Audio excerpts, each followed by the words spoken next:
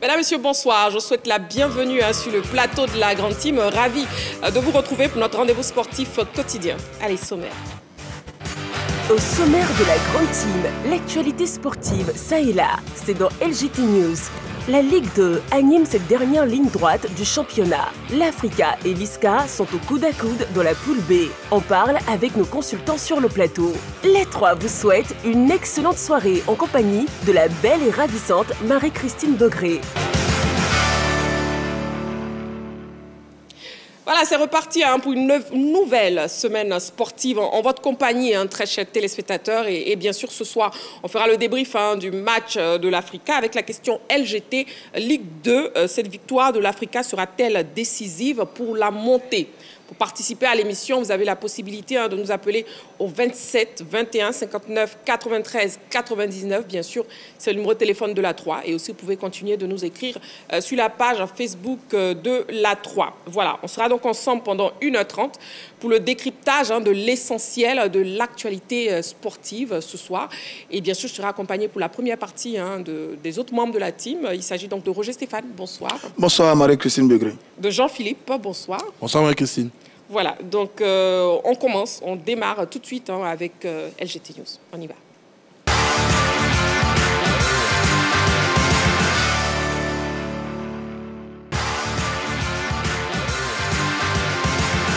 LGT News. Du judo pour ouvrir les news de cette semaine. Championnat de Côte d'Ivoire. 412 judokas rendent hommage à Feu Maître Crémé. Le Palais des Sports de Trècheville a abrité samedi dernier les championnats de Côte d'Ivoire des catégories minimes, poussines, benjamines, cadettes, juniors et seniors. Ce tournoi était sélectif pour l'Open International d'Abidjan prévu en juin prochain. C'était également une belle opportunité pour les 412 judokas de rendre hommage à Feu Maître Kobena Crémé, décédé en juin 2023. En tout cas, les grosses pointures ont tenu leur rang. Chez les moins de 60 kg, Daboné Daouda a conservé sa couronne au terme d'un parcours maîtrisé. Chez les moins de 73 kg, l'expérimenté Zozoa Yannick a, lui aussi, été intraitable en finale en domptant Abdallah du Seska par Hippon. Chez les dames, Balou Ange, des moins de 70 kg, Sissé Aïcha, des moins de 63 kg, toutes deux pensionnaires de l'équipe nationale, ont également conservé leur couronne. Au décompte final, le CESCA s'est offert la part du lion avec 43 médailles, dont 19 en or. JC Daphné, avec 27 médailles, dont 13 en or, pointe à la deuxième place. Le JCAM ferme la marche du podium avec 24 médailles, dont 7 en or. LGT News. Tennis Open Digit. Une deuxième édition réussie. Le tennis club de la Soudécie a accueilli dimanche dernier la deuxième édition de l'Open Digit qui concerne les jeunes joueurs et joueuses âgés de 15 ans et plus. 3 matchs ont tenu en haleine les amoureux de la petite balle. Chez les simples dames, Kwame Jaurès a battu Kwaku Aou Marie-Ange de 7 à 1. La paire Médard Joël Francky Martial a dominé Kofi Nadal et Kwadjo Patern de 7 à 1. Chez les simples monsieur, Médard Joël a dicté sa loi à Koulibaly Frédéric par 2-7 à 0. Mademoiselle Noura Sarasoro, promotrice de cet événement, a affiché les objectifs de la compétition qui est de permettre aux enfants de l'ONG Digit d'apprendre en assistant à des situations réelles de jeu, des matchs de bon niveau. La compétition fait partie aussi des activités de l'ONG Digit, visant à contribuer à l'occupation saine de la population de façon générale. Elle permettra par ailleurs aux athlètes de bon niveau d'avoir un peu de moyens financiers en vue de mieux se préparer pour les prochaines compétitions internationales. LGT News. Football, le tournoi des sponsors de la FIF a démarré. Samedi dernier, la commission football d'entreprise de la FIF a donné le coup d'envoi de sa nouvelle trouvaille dénommée Tournoi des sponsors. La cérémonie d'ouverture s'est déroulée au lycée classique d'Abidjan dans une ambiance festive. Cette première journée s'est déroulée simultanément sur les différents stades retenus pour la compétition, notamment à Cocody où des terrains ont été affrétés pour le tournoi et l'INJS de Marcory. À noter que 16 équipes sont inscrites et que la finale est prévue pour le 11 mai prochain. Malika Diakité, présidente de la commission football d'entreprise de la FIF, n'a pas caché sa satisfaction au terme de cette journée inaugurale. L'objectif principal de la mission de la commission est de vulgariser le football et de développer le football en entreprise. Donc nous avons tenu à honorer nos sponsors et nos partenaires pour cette première édition. Voilà pourquoi nous avons 16 participants qui sont principalement les sponsors et les partenaires de la Fédération ivoirienne de football. Nous comptons organiser le tournoi et relancer le tournoi chaque année. Les années précédentes, le tournoi sera ouvert à toutes les entreprises ivoiriennes et nous sommes très heureux de pouvoir constater tout l'engouement que lance ce tournoi. LGT News. Petit poteau, fête du travail, Fraternité et Germoire remportent la première édition. Le village de Lamé, situé sur la route d'Alépé, a vécu une ambiance particulière à l'occasion de la fête du travail. En effet, à travers un tournoi de football, Petit Poteau, les travailleurs de cette localité, exerçant à la production de graines de palmier, ont démontré qu'ils avaient du talent à revendre après des phases éliminatoires qui ont regroupé 6 équipes, aussi bien chez les hommes que chez les dames. Les plus méritants se sont retrouvés en finale. Au terme d'un match serré chez les hommes entre Prospérité et Fraternité, le trophée est revenu au dernier cité qui s'est imposé 3-1 au tir au but. Chez les dames, Germoire a eu raison de semence. Cette journée sportive s'est déroulée dans une belle ambiance où responsables et travailleurs ont partagé des moments de plaisir. LGT News. Angleterre. 22 ans après, Ipswich retrouve la Première Ligue, deuxième au terme de l'exercice 2023-2024 en Championship. Ipswich Town évoluera en Première Ligue la saison prochaine après 22 années d'attente. Un retour historique après la victoire obtenue devant Huddersfield 2-0 samedi dernier. L'explosion de joie était perceptible dans toute la ville. Ed Sheeran, la pop star anglaise, grand mécène des Tractor Boys, qui se trouvait à Miami, a fêté lui aussi le retour de son club de cœur au sein de l'élite. Image publiée par RMC Sport.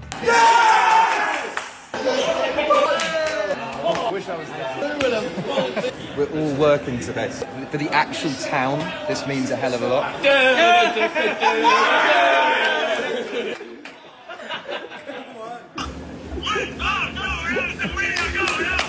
Hey, don't you, mate? Where are you? I'm in Miami. I've got to pay for the sponsorship somehow. I'm back on Wednesday. Do you guys want to go out? Yeah, obviously. Cool. I'll be in touch. I'll be in touch with Marcus. We'll find somewhere. Well done. Congrats.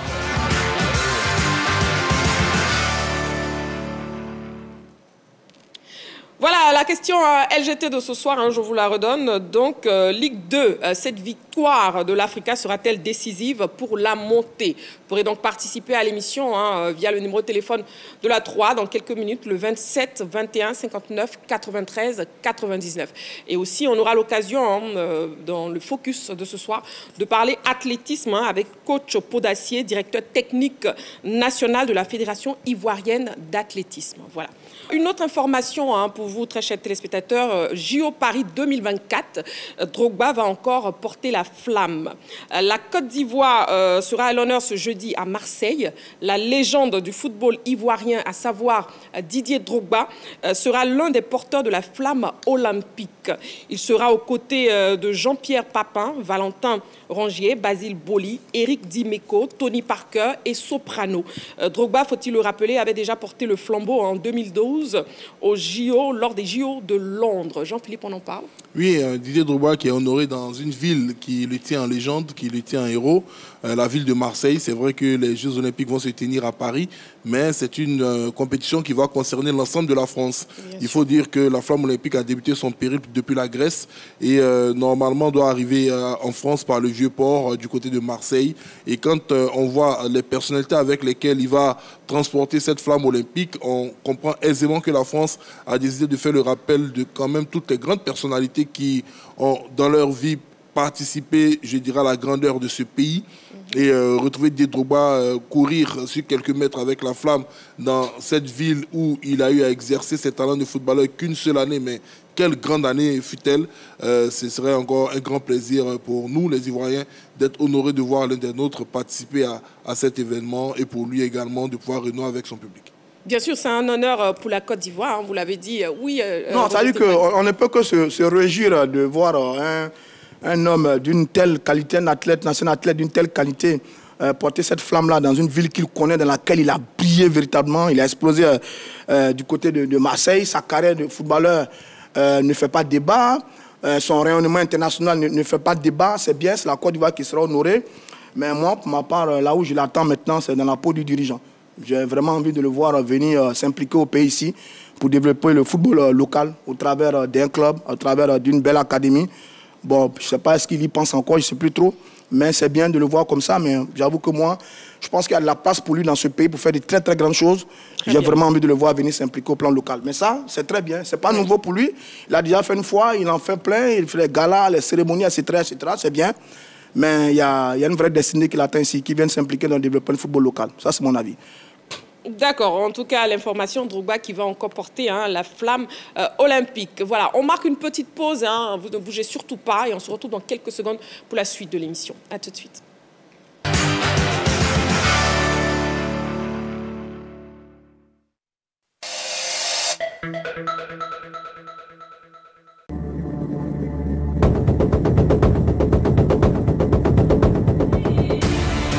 L'heure des tchatcheurs, votre émission de débat sportif.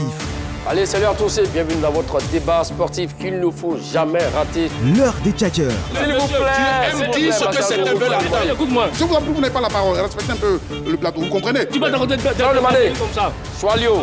On te laisse faire ça tout. Non. Les gens nous écoutent. L'heure des tchatcheurs.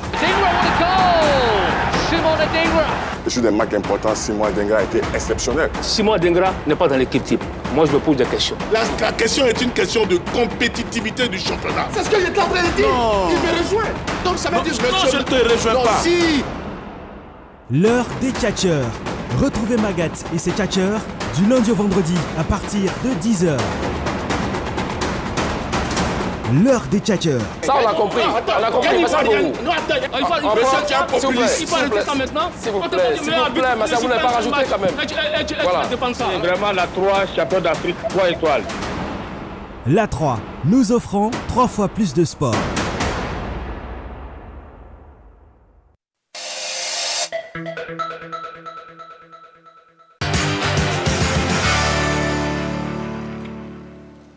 Nous sommes de retour sur le plateau de la Grande Team, votre émission essentiellement sportive. Et nous passons au focus de ce soir.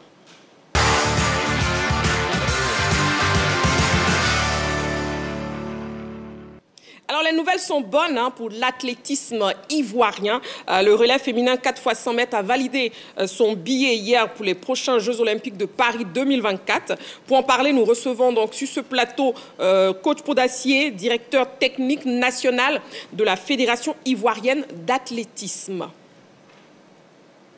On le reçoit sur le plateau de la Grande Team. Voilà, on vous laisse vous installer. Je souhaite la bienvenue déjà sur le plateau de la Grande Team et puis on imagine votre joie actuellement. Ah oui, la joie est immense parce qu'après plusieurs mois d'activité en vue d'atteindre cet objectif-là, je pense que lorsque l'objectif est atteint, il faut être heureux. Oh oui, en tout cas, nous sommes tous heureux ici sur le plateau. Oui, Roger Stéphane. On a été bluffés par cette qualification. Pour les Jeux Olympiques, c'était donc aux mondiaux de Barmas, pour les courses de relais, c'est bien ça. Alors, sur les 4 filles en question, c'est Talou, Muriel, Jessica Baye et Mamboudou. Effectivement, c'est une équipe de 6 dames. C'est pour ça que je pose la question. Ah oui, parce que j'ai entendu Tia Whitney et Denise Diné. C'est ça. Voilà. Il y a Tia Whitney, il y a Denise Diné-Daï, il y a Talou, il y a Muriel, il y a Mamoudou et puis Baye Jessica. Donc elles sont 6. Elles sont 6. Bravo, félicitations les filles. Alors, on termine deuxième derrière l'Italie, mais devant Espagne, Belgique, Équateur, Japon. Est-ce que c'est un bon résultat? C'est un bon résultat. Si vous avez suivi la course, oui. La première séquence, c'est-à-dire le 4, c'était une séquence à double entrée. Il fallait être parmi les 2 premiers sur la série pour être qualifié et pour la finale des championnats du monde et pour les Jeux Olympiques. Nous sommes passés en 3e position de justesse et nous étions obligés de nous aligner sur la phase de 2e série qui est la phase de rachat pour les équipes qui doivent être qualifiés pour les Jeux Olympiques. Donc si le 4, nous avions été deuxième, et cette course d'hier, c'était la finale seulement. Nous étions déjà qualifiés depuis le 4 pour les Jeux Olympiques et la finale des championnats du monde. Malheureusement, nous avons raté. Et hier, nous étions obligés de courir maintenant position pour pouvoir être qualifiés pour les Jeux Olympiques. C'était une course de rachat. D'accord. Mais on peut dire en tout cas que c'est une victoire historique, coach, parce qu'à Sydney en 2000, la Côte d'Ivoire était au relais, mais sur invitation. Effectivement, c'est un exploit. Il faut dire que nos filles sont à féliciter. Et cette place, nous pensons qu'elles l'ont méritée. Et si vous avez bien suivi, je disais que si nous étions qualifiés, nous aurions eu au moins la médaille d'argent.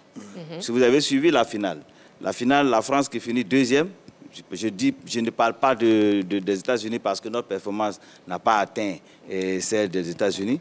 Mais quand vous regardez la performance de la France, 42-75, pendant que nous avons couru en 42-63, ça veut dire que hier serait déjà une médaille d'argent. D'accord, mais quand même, coach, disons-nous la vérité, mais le temps d'hier était en dessous quand même du temps des Ivoiriennes. Ah oui, si vous avez suivi, regardez aussi les autres. Tout le monde est un peu lourd à l'instant. Si vous avez vu l'année dernière, par exemple, à Budapest, nous étions dans la période vraiment où tout le monde était déjà affûté. Et donc, les résultats, normalement, devaient être ce que nous avons vu l'année dernière. Mais je pense que c'est vrai, c'est le championnat du monde, mais ça fait partie aussi des compétitions pour les préparatifs. D'accord. Avant de poursuivre, justement, permettons à nos téléspectateurs de revoir cette magnifique course. On regarde. Team Italy are led so Mira Lahore don't one from the outside in the orange and green of Côte d'Ivoire. Was already under pressure from Zainab Dosso of Italy on her inside as they make the first change. Belgium get the baton into the hand well this time down the back, and it's Italy at the moment. Dalia Kadari has the baton for them up on the inside of the second of the Côte d'Ivoire runners. Good change by Italy. Spain on their inside, Belgium on the inside as well. It's Italy, Côte d'Ivoire with Marie-José Tarlou-Smith waiting. Italy have Ariana Damasi on the final leg. Spain weren't brilliant with the changeover. Italy, Spain and Côte d'Ivoire coming strongly. Tarlou-Smith is charging and will take Spain, but won't get to Italy. Italy and Côte d'Ivoire are the two on their way to the Olympic Games. Marie-José Tarlou-Smith was absolutely flying again and given another 5 metres. She probably would have got to Ariana Damasi for Italy. But a good job done by those two leading teams. There was a lot going on in the first exchange zone, like with Côte d'Ivoire. So that was really close, I think. But what a last 100 metres of Talou. That was amazing.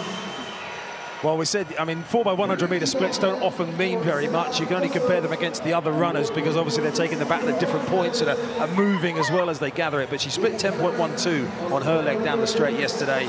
And that's what it means to Marie-José Tarlou-Smith and Côte d'Ivoire off to the Olympic Games once again.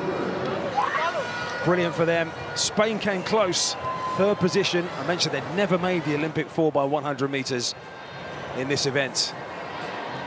The European bronze medalist Italy seeing the job through.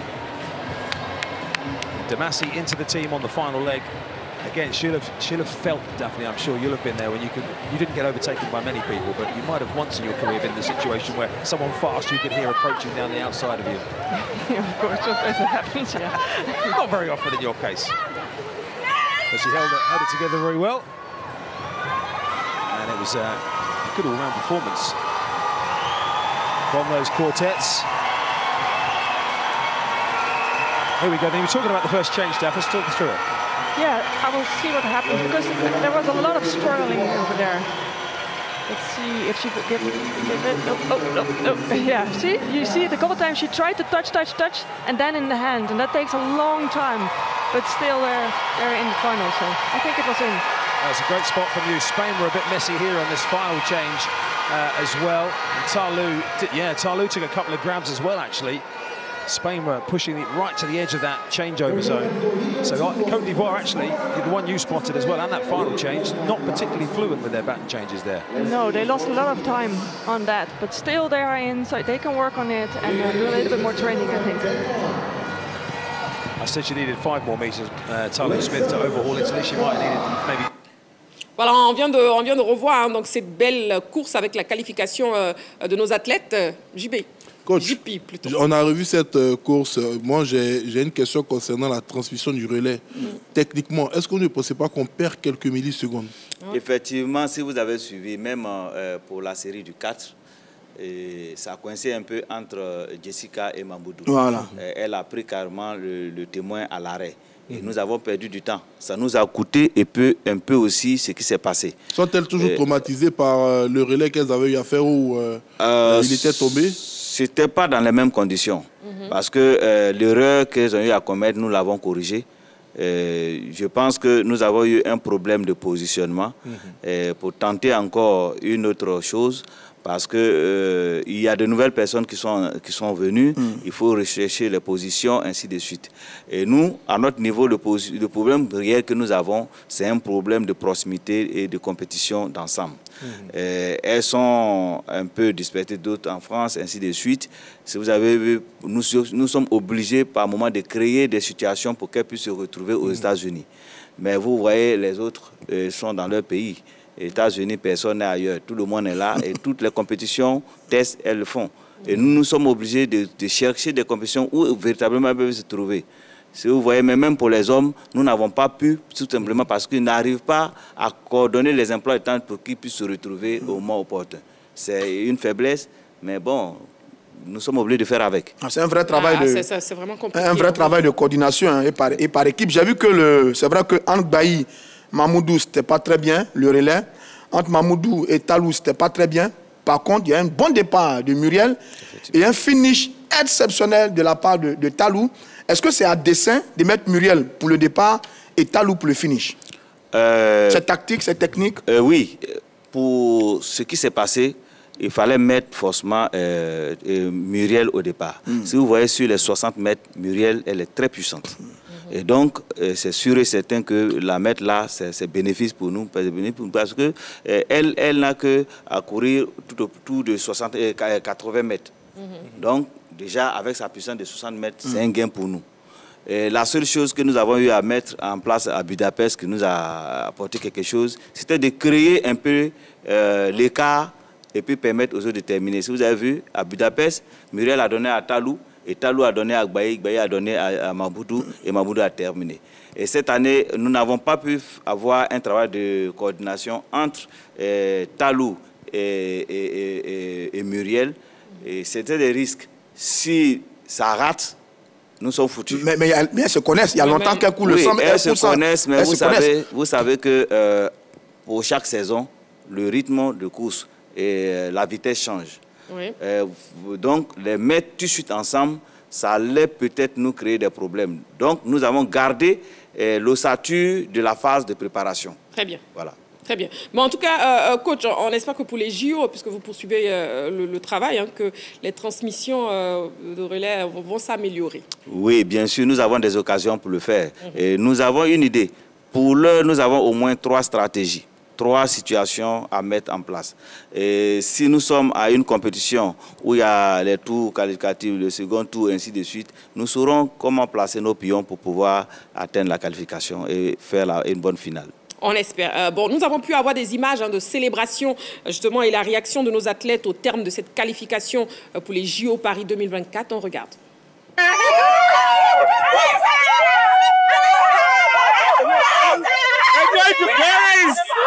Congratulations!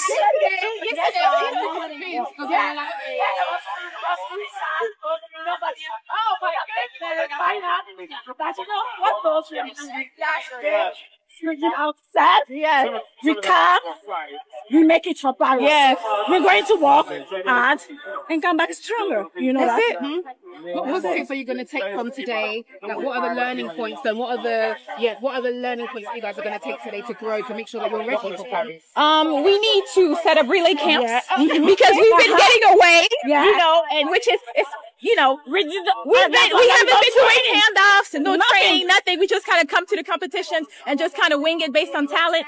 But for Paris, if we really want to accomplish this historic dream for us, And even with the challenges involving the handoffs, you still came out clean. We came out and listen, God is in control, always. What do you think is possible if you could have a relay camp together going to God, the sky's the limit. God, the sky's the limit. God say it, believe it, and it will come. Exactly. So it will be possible. So we're going to work hard, and then we're going to get back together, do a relay camp, make sure that we really get those sticks and those handoffs correct, so that when we come to Paris, I mean, Paris is like our second home. We are Ivorians. This is the closest that we get to have the Olympics at home, so you know we're going to be ready to show out. And you know what, Muriel? I think this is going to be very special for you because I heard that this is your farewell year. I'm done after this year. I'm ready to have a baby. I'm excited. I'm just claiming it. I'm claiming it here, but you know, I'm going to be with my sisters all the way. I'm going to take them to the finish line,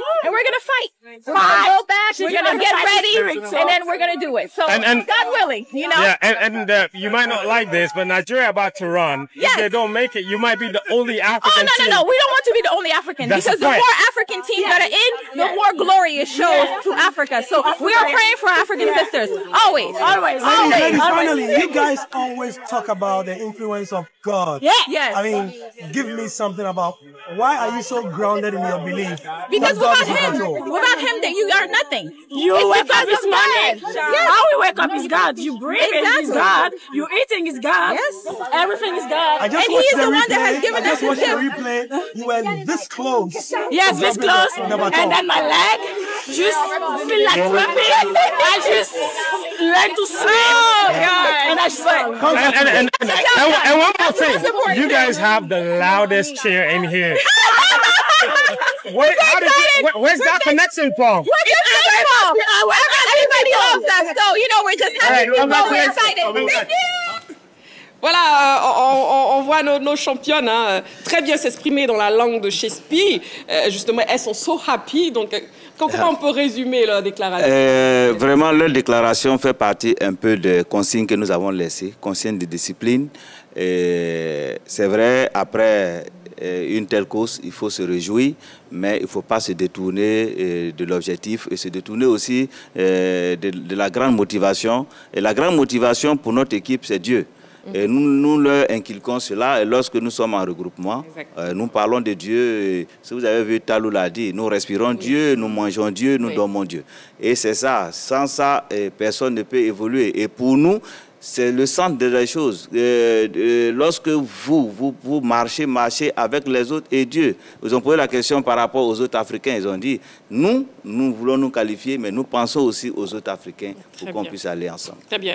Nous avons la liste de quelques athlètes ivoiriens qualifiés en athlétisme pour les JO. Que voici. Alors, les qualifiés pour les Jeux Olympiques de Paris 2024, Marie-Josée Talou-Smith au 100 et 200 mètres, c'est ses deux spécialités. Jessica Lorraine Bayi-Maka, 200 mètres. Kone Mambundu, 200 mètres. Pour le relais 4x100, eh bien, c'est ces 6 filles-là. Muriel Josée Talou-Smith, Muriel Auré, qui se qualifie donc grâce au 4x100. Bayi Jessica, Kone Mambundu, Thier Whitney et Denise Dinelier. Et est-ce qu'il y a encore des athlètes susceptibles d'offrir des places à la Côte d'Ivoire? Oui, en individualité, je pense que déjà Muriel, elle n'est pas loin. Elle n'est pas loin. Et chez les hommes, je pense que Sissi est actuellement en train de chercher sa qualification. Les minima déjà placés, il est au-delà de ces minima. Il y a Kone Abdou Razak qui est aussi au-delà de ces minima-là. Il y a Traoré Chekna qui vient en force. Même Denise Dineda peut se qualifier au 400. Voilà, donc pour l'heure, ce sont les compétitions que nous cherchons pour qu'elles puissent vraiment évoluer rapidement. Et même nous avons Aniela de la Force à la longueur. Actuellement, il lui reste 43 cm pour entrer dans les minima. Et je pense bien que d'ici le 30 juin, beaucoup de choses peuvent se passer. En tout cas, félicitations. Félicitations, coach Podassier. Et puis, nous, on souhaite bien sûr bonne chance à tous nos athlètes pour les JO. Donc, on recevait sur le plateau coach Podassier, directeur technique national de la Fédération ivoirienne d'athlétisme. Merci et puis bonne chance à nous. Merci. Voilà. On marque une petite pause et on se retrouve dans quelques secondes pour la suite de l'émission.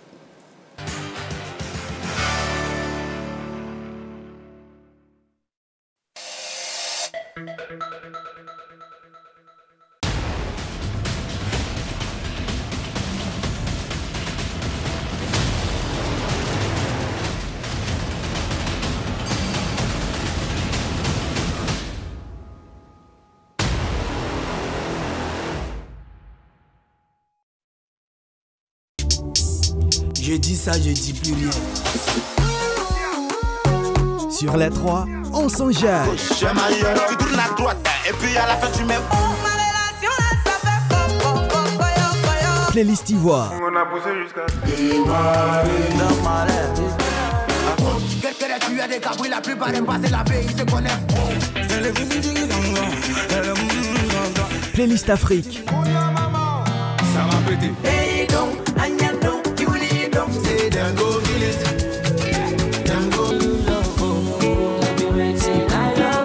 Playlist Inter. And I'm bad like the Barbie. I'm a doll, but I still wanna. Fuck up the vibe, my dick start. Renouer avec tous vos goûts musicaux sur la 3.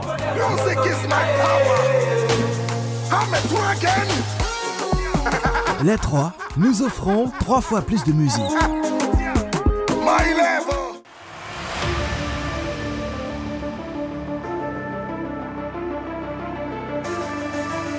Bienvenue dans le championnat où le suspense est à son comble. Le centre d'avoir la reprise et l'ouverture du score. La construction du jeu. Où la montée se joue jusqu'au bout de la saison. Un championnat où tout peut arriver. Oui, c'est ça le football. Ne jamais renoncer. Chaque journée a sa vérité. Le suspense est à son comble.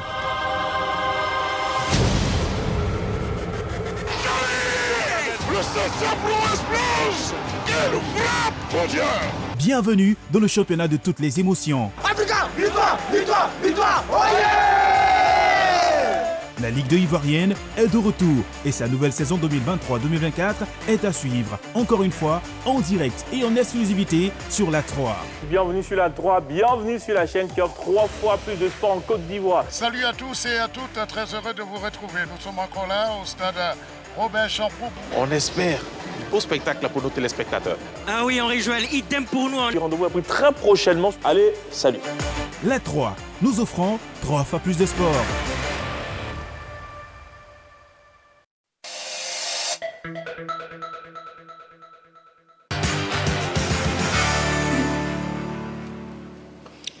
Voilà, nous sommes de retour sur le plateau de la Grande Team et nous avons été rejoints par coach Koneyaya. Bonsoir. Bonsoir Marie-Christine. Bienvenue. Merci. Le week-end s'est bien passé. Ouais, très bon week-end. Oui. J'avais vraiment hâte de retrouver ce plateau et surtout de retrouver Marie-Christine pour pouvoir parler de football. Merci beaucoup. Ouais. Merci beaucoup, coach Koneyaya. Merci. Et puis aussi Clément. Clément, bonsoir.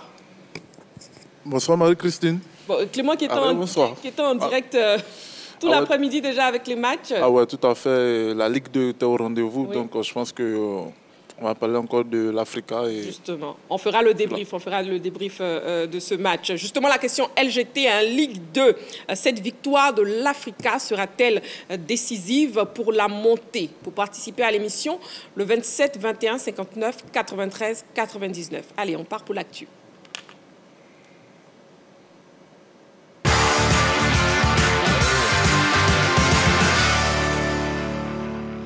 La 19e journée de la Ligue 2 a été profitable à l'Africa Sport qui s'est imposé cet après-midi face à l'OFC Adiaké. On en parle bien sûr sur le plateau, mais après on regarde cet élément préparé par la rédaction.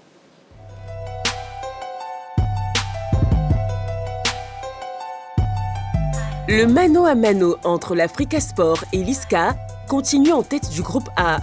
Cet après-midi, en clôture de la 19e journée de la Ligue 2, le club vert et rouge a pris une courte longueur d'avance au classement grâce à sa victoire face à l'OFC Adiaké 3-2 au stade Robert Champrou.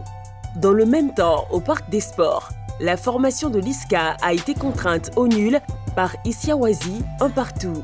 Au stade Champrou, la forte pluie qui s'est abattue sur la commune de Marcory n'a nullement gêné les poulains du coach Pierre Mariotti.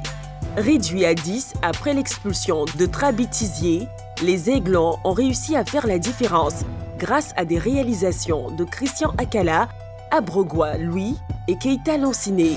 La défaite devant la RFC d'Aboisseau semble désormais oubliée et l'équipe est résolument tournée vers son objectif de monter en Ligue 1. Pour cela, il va falloir vaincre les 3 derniers adversaires. à savoir l'USC Bassam, Isiawazi et l'US Chologo. De son côté, l'ISCA n'a pu trouver les ressources nécessaires pour venir à bout des indomptables d'Isia. Les poulains du coach Alain Bougouyou ont été en manque d'inspiration. Pour les 3 dernières journées, ils n'ont plus d'autre choix que de battre l'US Chologo, Sirocco FC et Yamoussoukro FC. En attendant, au terme de cette 19e journée, c'est l'Africa Sport qui réalise la belle opération. Alors, messieurs, à vos panonçons, cette victoire de l'Africa sera-t-elle décisive pour la montée? Oui ou non? Oui, Roger Stéphane. Oui, coach Koneyaya. Oui, aussi Clément. Non, Jean-Philippe. D'accord. Clément, on vous écoute. Oui, d'abord parce qu'au plan comptable, ça fait 3 points pour l'Africa et puis ça va reléguer Isca à 2 points. Donc je pense que quand on va faire les bilans à la fin de la saison, ça peut compter énormément dans la balance. Après, je pense qu'au plan humain également, voilà, c'est un résultat qui peut faire du bien à cette formation de l'Africa psychologiquement parce que le football, il est d'abord dans la tête que dans les pieds. Donc psychologiquement, ils étaient quand même sur une période difficile. Donc là, avec cette victoire-là, ça peut donner du moral aux jeunes gens. Et puis, dans quel scénario ils vont chercher cette victoire-là à 10 contre 11, ils étaient en infériorité numérique. Ça veut dire qu'ils ont eu des ressources, ils ont eu la grinta, ils ont eu la volonté. Et quand on sait que dans cette dernière ligne droite-là, il faut ces éléments-là, il faut avoir ces qualités-là pour aller chercher la montée. Donc je pense que ça va également les faire du bien et ça va compter énormément pour cette montée en Ligue 1. Donc pour moi, c'est une victoire qui va faire énormément du bien à cette formation de l'Africa et qui va peut-être décider également de cette poule A. D'accord. Pour participer à l'émission, n'oubliez pas, très chers téléspectateurs, le numéro de téléphone de la 3, le 27 21 59 93 99. Pour répondre à la question, bien sûr, cette victoire de l'Africa sera-t-elle décisive pour la montée? Jean-Philippe, oui. Moi, je dirais simplement que la victoire décisive pour la montée serait celle qui permettra à l'Africa d'être définitivement en Ligue 1. Parce que ces dernières journées, on a vu une équipe avec une certaine instabilité. L'Africa inquiète, l'Africa fait peur. Et quand je dis l'Africa inquiète, l'Africa fait peur, c'est dans la prestation qu'offrent les joueurs de l'Africa Sport d'Abidjan. On a pu se rendre compte lors de cette opposition face à l'OFC, cette équipe de l'Africa avait largement les moyens de rassurer son public, de rassurer tous les observateurs du football ivoirien, mais elle a trouvé le moyen de se saborder, d'occasionner, bon c'est vrai, très litigieux, mais quand même siffler un penalty et de se retrouver en infériorité numérique. Et je pense qu'au vu de la prestation des Verts Rouges, malgré la victoire, s'il n'y a pas une certaine maîtrise totale des émotions et du jeu du côté des différents athlètes, cette victoire ne va servir à rien parce que quand on regarde derrière sur les 3 dernières journées, il y a 3 matchs pièges qui peuvent être très préjudiciables à l'Africa Sport d'Abidjan. Leur chance, c'est que derrière leur poursuivant direct également coince. Leur poursuivant direct n'enchaîne pas. L'équipe de l'ISCA qui était accrochée par la Françoise d'Issawazi permet à l'Africa d'avoir un temps de répit. Mais on a vu l'Africa ici compter 5 longueurs d'avance dans ce championnat avant de les perdre suite à une série de mauvais résultats. Aujourd'hui, ils ont revenu avec une victoire. On attend qu'ils enchaînent, je dirais, lors de la prochaine journée et sur les 2 dernières journées maintenant, voir leur réaction face à cette pression. Ouais. Donc je pense que c'est trop tôt pour estimer que cette victoire, à mon sens, est déterminante pour la montée au niveau de l'élite ivoirienne. Je pense que sûrement, lors de la prochaine journée, si victoire il y a, peu importe le résultat d'Isca, on pourrait dire que oui, l'Africa se rapproche de cette montée-là. Mais l'Africa a gagné, certes, mais l'Africa n'a pas totalement rassuré. D'accord, l'Africa a gagné, mais l'Africa n'a pas totalement rassuré pour Jean-Philippe. Cette victoire de l'Africa sera-t-elle décisive pour la montée? Pour Jean-Philippe, c'était donc un oui, c'est ça? C'était un non plutôt. Et pour coach Koneyaya, c'était oui. Oui, pour moi, c'est un oui, parce que dans cette quête pour la montée en première division, moi je pense que chaque point gagné peut être décisif au compte final. Voilà, déjà, je pense que l'Africa, en prenant ces 3 points, déjà marque une distance de 2 points avec Isca. Et voilà, aussi au niveau du goal à virage, c'est important pour l'Africa qui vient de marquer 2 buts cet après-midi. Donc moi je dis oui. Pardon? 3 buts, excusez-moi, 3 buts, donc c'est important pour le goal à virage. Donc oui, ce match, les points gagnés de ce match peuvent s'avérer être décisifs. C'est vrai que d'une part, je suis Je suis un peu d'accord avec Auria quand tu parles du contenu du jeu qu'a proposé l'Africa, notamment en première période. Je trouvais une équipe d'Africa un peu désempruntée, une équipe d'Africa qui se cherchait un peu, peut-être cela est dû peut-être au schéma de jeu assez ordinaire que nous a proposé Mariotti, à savoir le 4-4-2 de Losange. On a vu l'Africa évoluer en 4-4-2 de Losange. Et depuis que je suis l'Africa, pour ma part, c'est la première fois que je vois l'Africa évoluer dans ce schéma de jeu. Mais j'ai trouvé que les joueurs de l'Africa étaient un peu perdus dans ce schéma de jeu. Mais c'est véritablement en seconde mi-temps, malgré qu'ils étaient en infériorité numérique, on a vu Mariotti faire un réaménagement tactique où il est passé à un 4-3-2.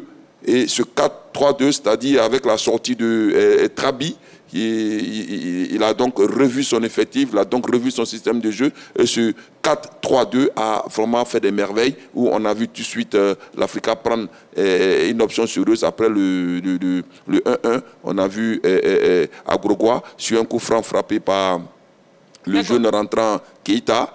Et le gardien repousse, Agrogois à la fuite et marque le second but. Et le dernier but, qui est vraiment un but magnifique, et un exploit individuel de Keita Lassiné, le latéral gauche, qui va prendre à revue toute la défense. D'accord. Une seconde, coach Koneya, s'il vous plaît. On a un appelant. On a monsieur Douabou qui nous appelle d'Issia. Bonsoir, monsieur.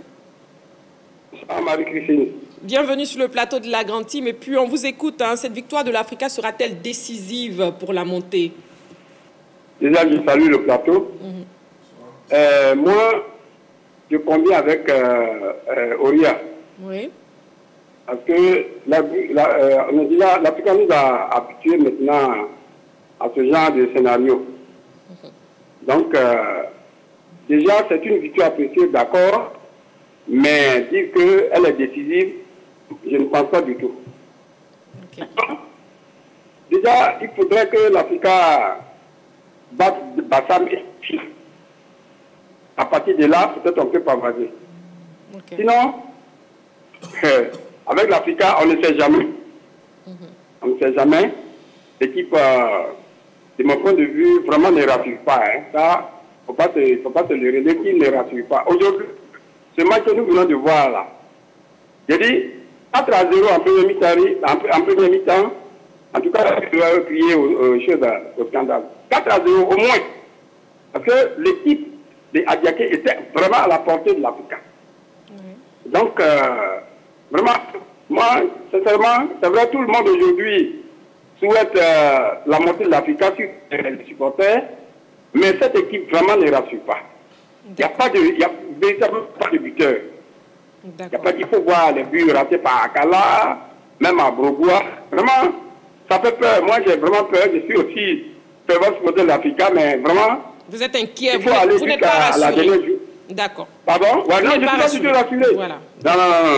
Okay. Moi, si on gagne Bassam, on gagne Issia, peut-être on va voir si notre poursuivant immédiat trébuche, en ce moment, il pourrait me prononcer. Bonne émission. D'accord. Merci beaucoup, en tout cas, M. Douabou, qui nous appelait d'Issia. Coach Koneya, vous avez terminé? Oui, je pense que j'ai tout dit. Hein. Voilà, je pense que pour moi, les 3 points seront précieux aux 2 comptes finales. D'accord, très bien. Cette victoire de l'Africa sera-t-elle décisive pour la montée? Le numéro de téléphone de la 3, le 27 21 59 93 99. Oui, Roger Stéphane. Non, j'ai dit oui également, puis j'ai changé un peu de fusil d'épaule aussi, hein, parce que j'étais dans la même logique que Jean-Philippe en observant les saisons passées. Mais j'ai dit oui parce qu'il y a quelques éléments quand même. J'ai vu le comportement de l'équipe. Moi, j'ai vu que l'Africa a fait un gros match. C'est vrai qu'il y a eu beaucoup de ratés avec les attaquants.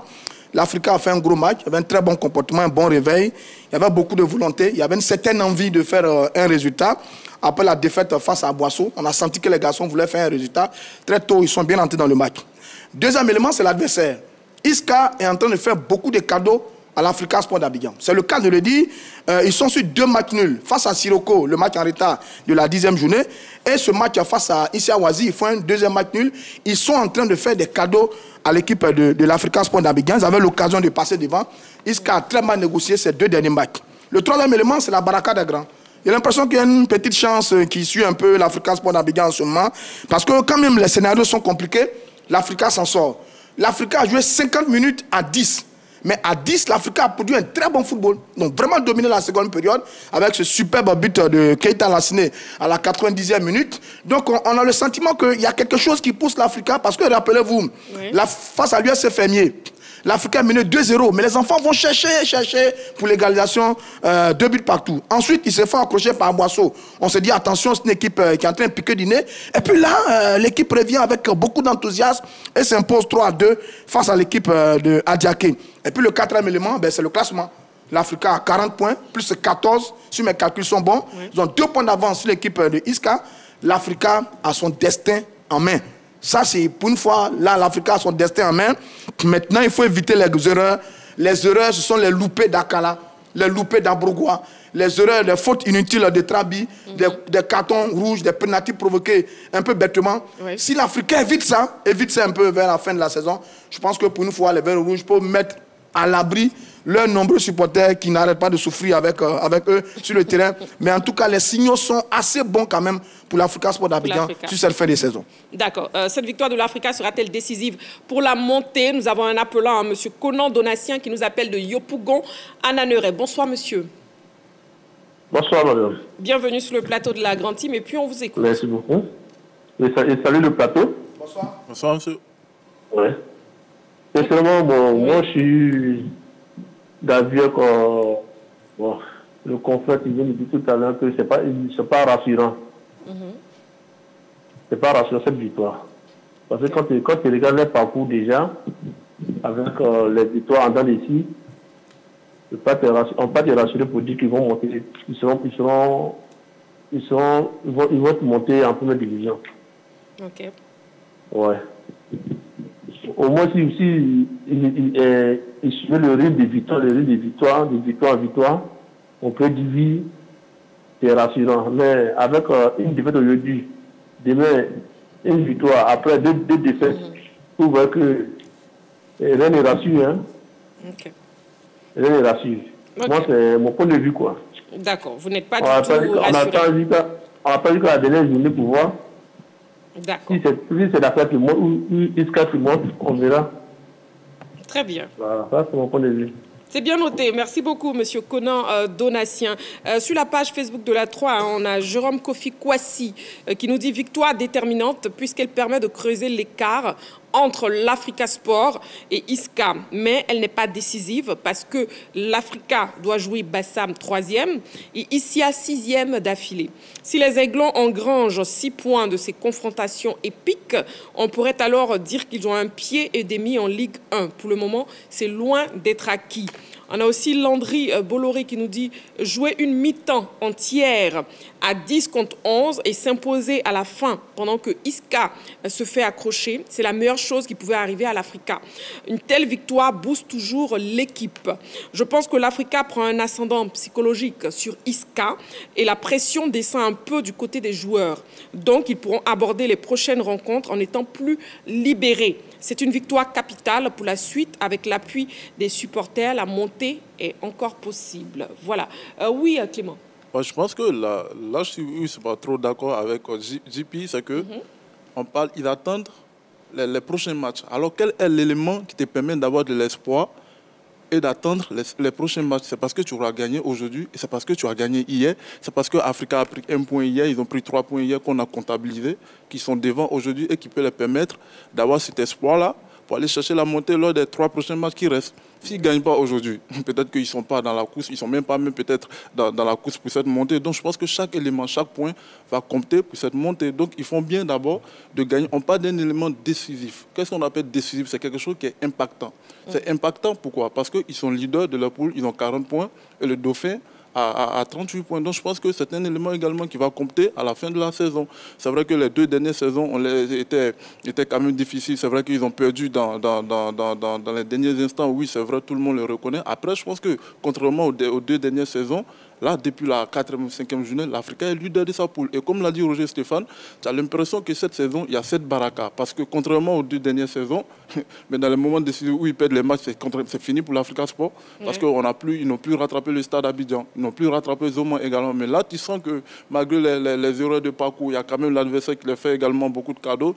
Et ils ont eu quand même plusieurs espoirs pouvoir revenir. C'est-à-dire le match de jeudi, Sirocco, Isca, où tu te dis, mais si Isca gagne, c'est fini pour l'Africa. Mais là, Isca se fait accrocher également. Donc du coup, je pense que les résultats antérieurs ont quand même aidé l'Africa Sport à être leader de cette poule A. Donc il ne faudra pas négliger les points. Et que ce soit à la 4e journée, que ce soit à la 5e journée, que ce soit à la 18e journée ou à la 19e journée, je pense que quand on fait les comptes à la fin, c'est parce que tu auras gagné des points et parce que tu auras gagné des points avant que tu vas accrocher la montée. Et pas parce que tu auras gagné nécessairement les points à la fin que tu vas accrocher également la montée. D'accord, c'est bien noté, Clément. Mais qu'est-ce qui a véritablement fait la différence dans ce match Africa-Isca non, pas Africa-Isca, Africa-Adiaké. On peut dire que l'Africa a su mieux gérer sa pression cette fois-ci?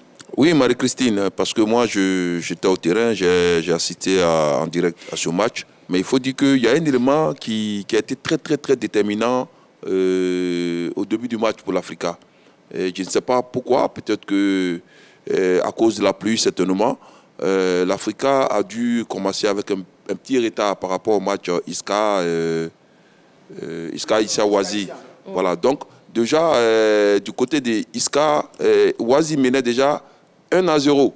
Et déjà, avant que l'Africa ne commence, les joueurs de l'Africa avaient déjà eu écho que Isca était mené. Et ça a été une petite source de motivation, en plus pour les joueurs de l'Africa qui se sont jetés corps et âme déjà sur le premier ballon. Et on a vu déjà à la 6e minute une frappe du latéral gauche à Bokeh, qui c'est vrai qu'il n'était pas cadré, mais qui déjà montrait bien les intentions de l'Africa, que l'Africa était déterminée à vraiment gagner ce match. Et l'Africa, l'un des atouts de l'Africa durant ce match, c'était l'engagement, c'était la détermination. Ils ont mis beaucoup de cœur, ils ont mis beaucoup d'impact face à ces jeunes gens-là. Et donc, vraiment, je veux dire, c'est vraiment physiquement que l'Africa a essayé d'arriver à plier ce match. D'accord, donc l'Africa qui a mesuré la pression du résultat, aussi du public, Roger Stéphane. Oui, le public de l'Africa, il est vraiment magnifique, on l'a vu aujourd'hui encore,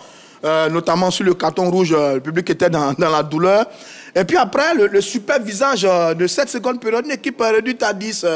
J'ai vraiment pas compris les deux visages de l'Africa. À 11 en début de match, c'est vrai qu'ils avaient le contrôle du jeu, mais les maladresses d'Ambrogois, 9e minute, 12e minute, 35e minute, plus le carton rouge, bon, vraiment beaucoup de stupidité dans la gestion du match. Et puis, à 10, il y a un nouveau visage de l'Africa. On a le sentiment que l'équipe était portée par quelque chose, et c'est très bien. On ne va pas faire la fine bouche. Ça va se jouer jusqu'à la fin. Ça, il a 3 matchs à jouer. Ça va se jouer jusqu'à la fin. Mais il y a des éléments qu'il faut regarder. Avant Isca, l'Africa était dans le dur, battu par le Stade et nul face à Fermier. Et Isca était dans une bonne dynamique. 3 matchs, 3 victoires. Et là, depuis... Alors, l'Africa a battu Isca, a perdu face à Boisseau et vient de battre Adiaké. Par contre, Isca a perdu face à l'Africa et a fait 2 nuls, Sirocco et Isiaq. Donc, sur les deux prétendants sérieux dans cette poule A, en ce moment précis, il y a l'un qui semble se maintenir et monter, qui est l'Africa, et il y a l'un qui est en train de baisser un peu pavillon, qui est l'équipe d'Isca. Donc, si on met tout ça dans la balance, ça peut peut-être plaider en faveur de l'Africa Sport d'Abidjan sur les 3 dernières journées. Maintenant, il faut éviter ce qui s'est passé aujourd'hui. Parce qu'Ambrogois, lui, il s'est créé beaucoup d'occasions de but, il ne met pas les ballons au fond. S'il ne fait pas attention, après, ça peut mettre l'équipe en difficulté. Mais en tout cas, bon comportement, très bonne période, bon comportement et très bonne période de l'Africa, notamment au niveau de la seconde période. D'accord. On a un appelant au 27 21 59 93 99. C'est M. Thiédé qui nous appelle d'Abobo. Bonsoir, monsieur. Oui, bonsoir, madame. Bienvenue sur le plateau de la Grande Team. Et puis on vous écoute, cette victoire de l'Africa sera-t-elle décisive pour la montée? Effectivement, toute victoire actuellement de l'Africa est décisive parce que aujourd'hui nous regardons le championnat de Ligue 2. Il reste actuellement, je crois, 3 journées. 3 journées. Il reste 3 journées. Oui, il reste 3 journées, oui. Voilà. Il y a l'équipe à battre actuellement, c'est l'équipe de Bassam. Si l'Africa arrive à battre Bassam, en tout cas, j'ai la ferme conviction que l'Africa ira en première division. L'Africa montera en première division. Et cette victoire aujourd'hui, elle est décisive parce que l'Africa a monté 2 visages. Un visage un peu à 11, un peu bizarre, un peu truc. Mais j'ai remarqué qu'avec la sortie En tout cas, les garçons, ils ont la conviction de monter aujourd'hui. Et c'est une fierté pour nous qui sommes supporters d'Africa, qui souffrons dans l'âme, parce que réellement, nous voulons la montée de l'Africa. Et tous les matchs de l'Africa, nous sommes tout le temps au terrain, nous sommes toujours au terrain, nous emportons les stades, et nous voulons démontrer toujours que nous sommes les meilleurs supporters de la Côte d'Ivoire. Sur le plan national, nous voulons montrer que nous sommes les meilleurs supporters. Voilà. Et j'ai la ferme conviction que l'Africa montera. Et cette victoire, elle est décisive, parce qu'aujourd'hui, tous les points sont bons à prendre, en tout cas. D'accord. Tous les points sont bons à prendre. Voilà. Ok, c'est bien noté. Je félicite tous les supporters de l'Africa qui font toujours le déplacement malgré les difficultés, les trucs et autres, qui font toujours les déplacements pour venir supporter l'Africa. Ok. Je vous remercie. Bonne émission à vous. Merci bien pour votre participation, Monsieur Thiédé, qui nous appelait Dabobo. Sur la page Facebook de la 3, on a Kwasi Clément Niaba qui nous dit oui, cette victoire redonnera d'abord la confiance et le courage aux joueurs, leur montrant que contre vents et marées, ils peuvent surpasser tout et écrire une nouvelle histoire de l'Africa. Donc c'est normal que la montée de l'Africa Sport proviennent de ce match d'aujourd'hui. On a Apes Kwame qui dit un grand pas est franchi, surtout que Iscan a fait mieux qu'un match nul. Mais très sincèrement, le suspense reste entier. Les 2 derniers matchs, comme les dernières années, seront déterminants. Bon, voilà. Messieurs, je vous propose de revivre les buts avec nos commentaires Wallo et Magat. On regarde. Pour les 45 premières minutes, la première frappe de l'Africa Sport, timide. Surtout quand tu l'as pris à la dernière seconde, mais bon.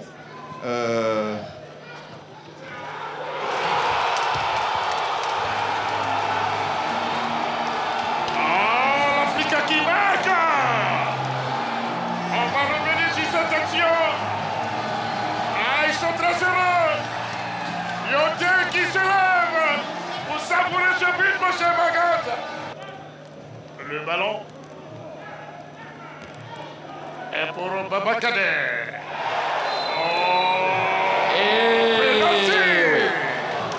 Pour Adiaké.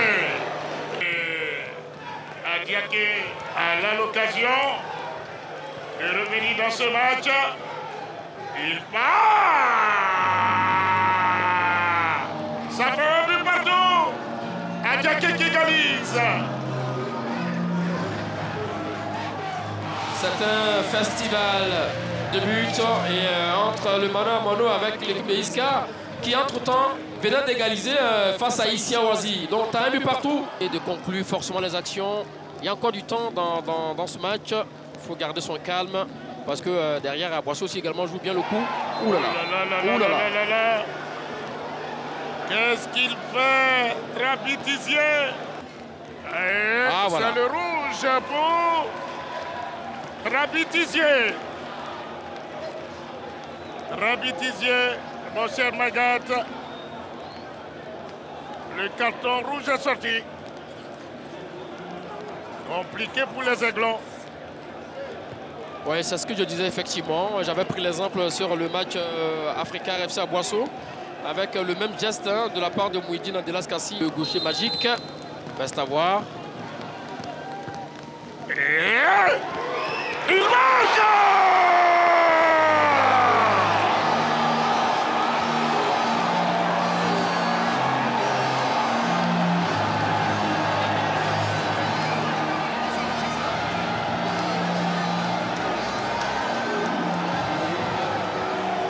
Mais malheureusement, c'est pas cadré de la part de Ça Félix. chante.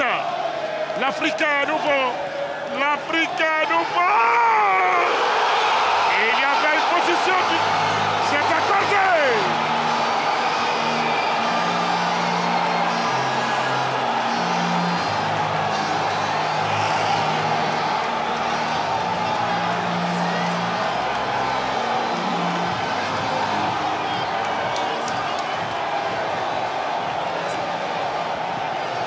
L'arbitre officiel, le 4e officiel, la frappe. Et ça fait 3-2. 3-2 sur ce coup franc. Adiaké qui marque. 3-2, regardez ce coup franc. Oui, un mauvais mur, un mauvais placement. Et c'est terminé. 3-2. L'Africain empoche les 3 points. Ça a été un match plaisant. On a eu 5 buts dans cette rencontre. Adiaké était venu pour jouer grandement ce match. Voilà, une belle rencontre avec de très beaux matchs. Messieurs, on a aussi le résultat de l'ISCA face à Issia Wazi. Jean-Philippe. Oui, Isca qui était accroché par la formation d'Issia Wazi sur le score de 1-1. L'équipe d'Issia Wazi a rapidement ouvert la marque dans cette confrontation. Sueur froide du côté de nos amis de l'ISCA qui ont su réagir et qui sont revenus à la marque. Il y a eu un vent de rumeurs annonçant, pour tous ceux qui étaient au stade Champoux, un deuxième but d'Isca, mais qui s'était avéré après comme étant une fausse information. Finalement, l'ISCA a trébuché une fois de plus face à une équipe de l'Issia Wazi quand même qui réalise une excellente performance. Je crois depuis le changement du staff technique, cette équipe ne s'est plus inclinée face à un adversaire. Et là, elle a pu tout simplement s'en sortir et permettre à l'Africa de se détacher de son dauphin qui est la formation d'ISCA actuellement de 2 points. C'est un mano à mano entre l'Africa Sport d'Abidjan et l'équipe d'ISCA qui va avoir les nerfs solides pour terminer au mieux cette course. Pour l'instant, les Verts Rouges semblent tenir la corde et l'équipe d'ISCA qui est dans une sorte de mauvaise spirale et qui ne fait qu'enchaîner, je dirais, les mauvais résultats. Sur ces 3 dernières sorties, je crois, elle a réussi une défaite face à l'Africa, un match nul face à Sirocco et un match nul face à Issia Wazi avec une victoire entre-temps contre l'équipe de Bassam qui avait aligné, je dirais, son équipe de jeunes. Donc en plus, c'est dire que cette équipe d'ISCA, elle commence à flancher et on verra comment est-ce qu'elle va tenir, comment est-ce qu'elle va réagir lors de la prochaine journée. Vous l'avez dit, Jean-Philippe, l'équipe d'ISCA actuellement qui enchaîne les mauvaises prestations. Est-ce qu'on peut dire que le match nul face à Sirocco a jeté le doute sur cette équipe? Le doute, je ne sais pas. Mais je pense que c'est un match qui a été très mal négocié parce que je sais que les dirigeants de ISCA ont saisi la fédération, évidemment. C'est leur droit, c'est de la fédération par rapport au sort qui était réservé au résultat de ce match de la 10e journée entre Sirocco et ISCA. Parce que la commission centrale ayant suspendu les arbitres, on n'avait pas le sort du match. ISCA a fait ce qu'il avait fait administrativement et ils ont eu raison vers la fin. Le match a été rejoué. Mais en le rejouant le match, ils avaient à l'idée, à l'esprit de vraiment le gagner pour prendre 3 points et passer devant l'équipe de l'Africa. Malheureusement, ils n'ont pas bien négocié ce match nul du côté de... C'est Yamoussoukro, ils ont dit Yamoussoukro. Du côté de San Pedro, ils n'ont pas bien négocié. Est-ce que ça leur a... est-ce qu'ils ont pris un coup? Je ne sais pas trop. Mais ce que je sais, par contre, c'est que ISCA a quasiment le même comportement que l'Africa Sport en fin de saison. L'année dernière, c'était pareil. Ils avaient dominé quasiment toute leur poule. C'est dans les derniers instants que Mouna a repris du souffle et Mouna les a battus dans le face-à-face. Mouna a monté. Mais c'était l'équipe qui méritait de monter. ISCA, là encore cette année, ils font une superbe saison. Et dans les derniers moments, ils sont en train de flancher, comme le fait également l'équipe de l'Africa. Bon, j'espère que ISCA va se réveiller rapidement. Les deux équipes vont garder le bon ton pour qu'il y ait un très beau suspense jusqu'à la fin de la saison dans cette poule A. Mais je pense que ISCA n'a pas encore totalement dit son dernier mot. L'équipe est capable d'aller chercher encore l'Africa Sport d'Abidjan. Encore du suspense en tout cas, Roger Stéphane. Bon, jetons ensemble un regard sur les résultats et les classements de la 19e journée, c'est bien ça. 19e journée de la Ligue 2. Ça va aller, c'est le début de semaine. Alors, dans la poule A, le club omnisport de Boisflé a battu Sirocco FC 2-0. L'équipe d'Aboisseau s'est inclinée face à l'USC Bassam 3-1. L'US Fermier a eu raison de Kilogo 2-0. Yamoussoukro a pris le meilleur sur Donkoff 1-0. L'Africa a battu Adiaké 3-2. Et puis Isca et Issia Wazi ont fait match nul 1 but partout. Voilà, c'était donc les résultats et les classements. Hein. Bon, allez, le classement dans la poule A. Africa premier 40 points plus 13, oui c'est bien ça. Isca a 38 points plus 12. Bassam est 3e avec 30 points plus 4. À la 4e place, on a US Fermier 28 points plus 8. Yamoussoukro est 5e avec 28 points plus 4. À la 6e place, on retrouve Boisflé 27 points moins 1. Issia Wazi est 7e, 26 points plus 2. 8e place pour Aboisseau qui a 23 points moins 3. Adiaké est 9e, 22 points moins 4. Sirocco arrive à la 10e place avec 21 points moins 6. À la 11e place, on retrouve US Kiologo, 16 points, non, 18 points, moins 5. Et puis, bon dernier de cette poule, Donkoff, qui a 11 points, moins 19. 11 points, moins 19 pour l'équipe de Donkoff. Bon dernier de cette poule A. Poule B. Les résultats de la 19e journée dans la poule B. COS Sport de San Pedro, l'Anfiara, 2-1 pour l'équipe de l'Anfiara. L'Espérance de Boaké a battu Bafing 3-1. 1-1 entre Agi de Guibéroa et ADFK pour ces deux équipes. Tanda s'est incliné face à Songon FC 2-0. Le WAC a pris le meilleur sur l'entente sportive de Benjerville, 1-0. Oza et Efim ont coupé la poire en deux, 1 but partout. Au classement dans cette poule B, Oza continue de dicter sa loi, 36 points plus 16. Le WAC a 32 points plus 2 est deuxième. Troisième, Efim, 30 points plus 5. Agi de Guibéroa à 29 points et quatrième avec plus 7. À la cinquième place, on retrouve l'entente sportive de Benjerville, 28 points plus 4. Sixième, l'Anfiara, 28 points plus 3.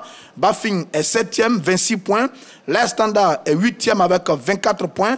Adiaké arrive à la 9e place avec 23 points. Songon occupe la 10e place avec 22 points. À la 11e place, on a Espérance de Boaké qui a 22 points moins 1. Et puis, malheureusement, on retrouve à la 12e place avec 6 petits points le COS Sport de San Pedro qui est relégué au niveau de la D3. Donc voilà, c'était donc les résultats et les classements donc, pour cette journée. Bon, voyons, messieurs, la réaction des supporters, des joueurs et aussi des entraîneurs au terrain. On regarde.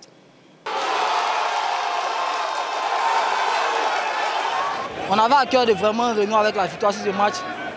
On a vraiment travaillé du cette semaine. On a été un peu blessé, mais un lion doit souvent se blesser pour réagir. Nous allons essayer de continuer à aller chercher la victoire pour le bonheur du peuple vert rouge. Oui, le match, on avait à cœur de prendre les 3 points parce que nous venons sur une défaite actuellement. Voilà, Dieu merci, on a eu ces 3 points. On va continuer à travailler pour mieux aborder les 3 prochains matchs, pour pouvoir maintenir cette première place-là. Ce sentiment, on est passé par toutes les émotions. Je reviens encore sur ce penalty qui a été accordé généreusement alors que la faute est en dehors de la surface, qui fait revenir l'équipe. Après, pour couronner le tout, on prend un rouge. Bon, il est peut-être mérité le rouge, je ne peux rien dire, c'était logique. Après, derrière, on est à 10, il a fallu s'organiser et surtout avoir un gros mental pour pouvoir travailler parce que les conditions de jeu, je les répète encore une fois, elles sont compliquées pour une équipe qui essaie de faire le jeu. Les ballons fusent, les ballons ne peuvent pas être bien ajustés, c'est plus facile pour une équipe qui défend. Mais malgré tout, on a fait le job, on a travaillé. Je suis très content de mon effectif parce qu'aujourd'hui, il y avait des garçons qui étaient soi-disant titulaires qui ne pouvaient jamais sortir, mais qui sont sortis parce qu'ils ont besoin de souffler eux aussi. Et on avait des garçons qui sont sortis du banc et qui ont fait un très bon match. Et c'est pour dire que le match s'est déroulé aujourd'hui. C'était un très bon match, malgré que l'Africa Sport a joué à 10. C'était 1-1. Mais j'ai vu que l'équipe de l'Africa Sport aujourd'hui, le joueur, si je peux noter, c'est 9 sur 10. Ils ont bien joué. Je remercie les supporters. Franchement, pour tout ce qui se passe, ils étaient patients. Et c'est ça qui est important.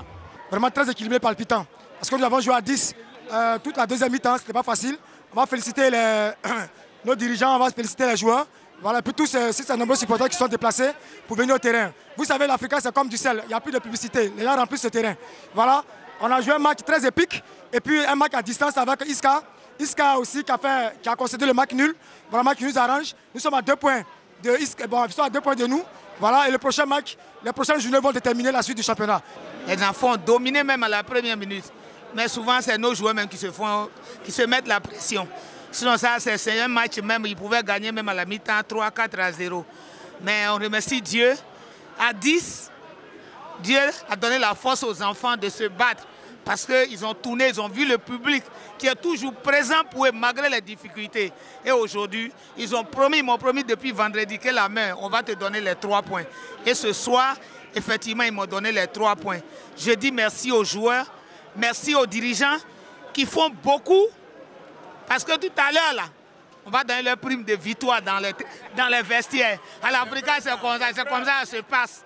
Ils ne vont pas à la maison sans prime de victoire. Donc tout à l'heure, là, les joueurs vont sortir très heureux et très émus.